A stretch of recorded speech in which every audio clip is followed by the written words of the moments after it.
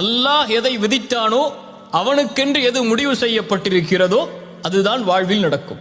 அதனால் இந்த உலகத்தில் ஒரு முஹ்சினை பொறுத்தவரை எது அவனிடத்திலிருந்து எடுக்கப்பட்டாலும், எது அவன் விரும்பியது நடக்காவிட்டாலும், அவன் தேடிய உறவு கைகூடாவிட்டாலும், அவனை பொறுத்தவரை அவன் மனதில் நினைப்பது இது அல்லாஹுடைய நாட்டத்தில் உள்ளது.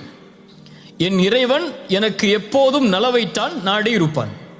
எனக்கு அநீதம் செய்பவன் இறைவன் அல்ல, எனக்கு நலவு செய்பவன் தான் என் இறைவன். என் தாய் எனக்கு கெடுதல் நினைக்க மாட்டாள், என் தந்தை எனக்கு கெடுதல் நினைக்க மாட்டாள், என்னை நேசிக்கக்கூடியவன் எனக்கு கெடுதல் நினைக்க மாட்டான். அதுபோல்தான் என்னை படைத்தவன் இவர்களை விடவெல்லாம் மேலானவன். அவன் ஒருபோதும் எனக்கு கெடுதல் நினைத்திருக்க மாட்டான்.